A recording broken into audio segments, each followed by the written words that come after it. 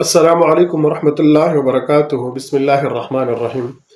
آج ہم بات کریں گے دنیا کے ہر قسم کے شر اور فتنے اور فساد سے بچنے کی دعا کے متعلق کہ ہم دنیا میں شر اور فساد اور فتنے سے کیسے بچ سکیں گے۔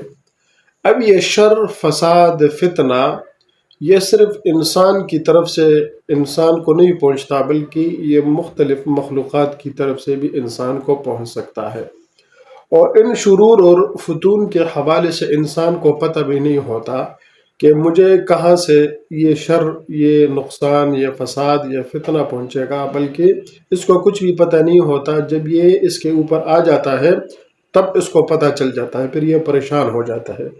تو اس کے آنے سے پہلے ہمیں چاہیے کہ ہم اس کو روکیں، اور اس کو روکنے کے لیے ہم اعمال کریں۔ اور آپ یقین کریں کہ ان کو روکنے کے لیے بہت آسان اعمال ہے جو ہمیں حضور نبی کریم صلی اللہ علیہ وسلم سکھائے ہیں اور ہمیں بتلائے ہیں۔ اگر ہم ان پر عمل کریں تو انشاءاللہ اللہ رب العزت ہمیں ان اعمالوں سے بچا کے رکھے گا۔ ان اعمالوں کے آنے سے پہلے اللہ رب العزت اس کو دفع کر دے گا۔ اب اس کے لیے ایک عمل تو یہ ہے کہ ہم جب صبح گھر سے نکلے تو نکلنے سے پہلے ہمیں چاہیے کہ ہم یہ معمول بنائیں کہ ہم یہ دعا پڑھ لیا کریں: اللہم انا نجعلک فی نحورہم ونعوذ بک من شرورہم۔ تو یہ دعا پڑھ لینی چاہیے اور اللہ رب العزت سے یہ دعا مانگنی چاہیے کہ اللہ رب العزت ہمیں ان شرور اور فتون اور فسادات سے محفوظ رکھے جن کے بارے میں ہمیں علم نہیں ہے لیکن اللہ رب العزت کو علم ہے، اور ہم پناہ مانگے اللہ کی ان تمام شرور اور فتون سے جس کے متعلق ہمیں علم نہیں ہے لیکن اللہ رب العزت کو علم ہے۔ اگر ہم اس کے آنے سے پہلے یہ دعا مانگے تو اللہ رب العزت ہمیں اس سے بچا کے رکھے گا۔ دوسرا عمل یہ ہے کہ جب ہم گھر سے نکلے تو حضور نبی کریم صلی اللہ علیہ وسلم خود فرماتے ہیں کہ جب کوئی بھی یہ دعا پڑھ لیتا ہے: بسم اللہ الذی لا يضر مع اسمہ شیء فی الارض ولا فی السماء وهو السمیع العلیم، تو موت کے علاوہ اس کو کوئی چیز بھی ضرر اور نقصان نہیں پہنچا سکتا، چاہے جو بھی ہو۔ اگر کوئی انسان کی شکل میں آپ کو ضرر اور نقصان پہنچانا چاہتا ہے، آپ کا دشمن ہے، کوئی بھی ہے، آپ کو مالی نقصان پہنچانا چاہتا ہے، آپ کو بدنی نقصان پہنچانا چاہتا ہے، یا آپ کو ذہنی نقصان پہنچانا چاہتا ہے، اور آپ نے یہ دعا پڑھی ہو تو وہ آپ کو نقصان نہیں پہنچا سکتا، کبھی بھی نقصان نہیں آپ کو پہنچا سکتا۔ اور اسی طرح اس کے ساتھ ایک عمل ایک اور ہے جو حضور نبی کریم صلی اللہ علیہ وسلم نے بھی اس کے متعلق بتایا ہے، اللہ رب العزت نے بھی قرآن مجید میں اس کے متعلق بتایا ہے کہ آپ اس طرح کریں کہ ہر وقت آپ استغفار کی کثرت کریں۔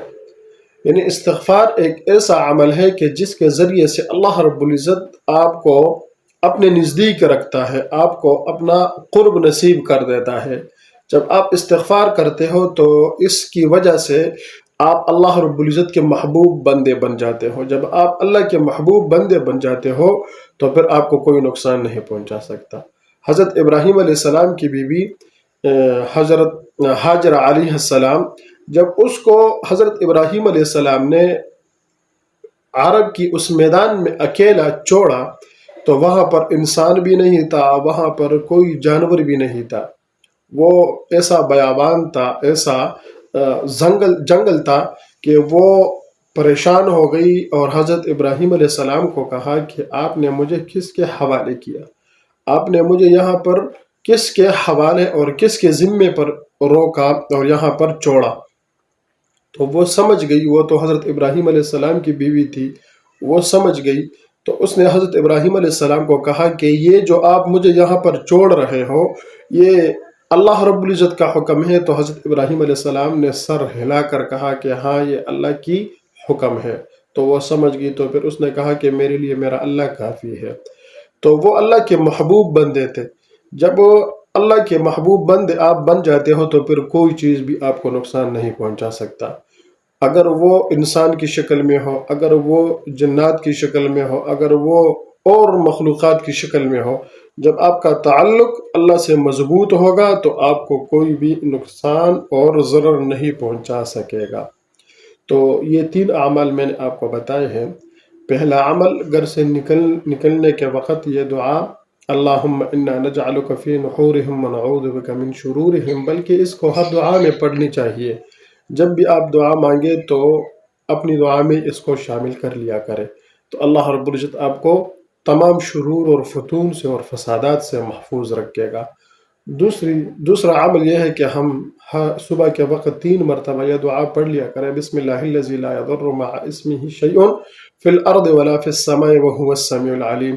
تو اس کے پڑھنے سے آپ بھی محفوظ رہو گے اور آپ کے پیچھے آپ کے گھر والے بھی محفوظ رہیں گے ہر قسم کے شر اور فتون سے۔ اور اسی طرح تیسرا عمل یہ ہے کہ ہم استغفار کی کثرت کریں، ہر وقت اپنی زبان پہ یہ کلمہ جاری رکھے، استغفر اللہ ربی من کل ذنب واتوب الیہ۔ یہ آسان اعمال ہے، انتہائی آسان اعمال ہے اور انتہائی آسان دعائیں ہے، یہ تقریباً ہر کسی کو آتا ہے، ہر کسی کو اس کے متعلق پتہ ہوتا ہے، لیکن ان کو یہ پتہ نہیں ہے کہ یہ کس چیز کے لیے ہے، اس کا مقصد کیا ہے اور ہمیں یہ کیوں پڑھنا چاہیے۔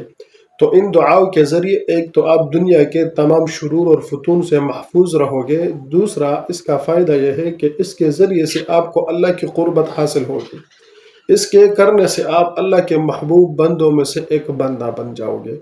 جب ایک وقت پھر آتا ہے کہ انسان کا مشغلہ اور مصروفیت پھر صرف اور صرف یہی اعمال بن جاتے ہیں، وہ جب دنیا کا ایک کام بھی کرتا ہے، دنیا کے لیے کوئی کوشش کرتا ہے، کوئی کام میں مصروف رہتا ہے، تو ظاہری طور پر اس کا بدن تو ہمیں ظاہراً نظر آتا ہے کہ وہ دنیا کے کسی کام میں لگا ہوا ہے، دکان پہ بیٹھا ہوا ہے یا کسی اور کام میں وہ مشغول ہے، لیکن اس کا باطن، اس کا دل اور دماغ وہ اللہ رب العزت کے ساتھ جڑا رہتا ہے۔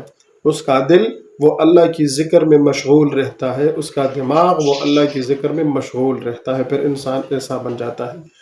تو جب پھر اللہ کے اب محبوب بندے بن جاتے ہو، پھر صحابہ نے جانوروں کو بھی اشارہ کیا کہ ہمارے لیے راستہ چھوڑ دو، تو انہوں نے راستہ چھوڑ دیا۔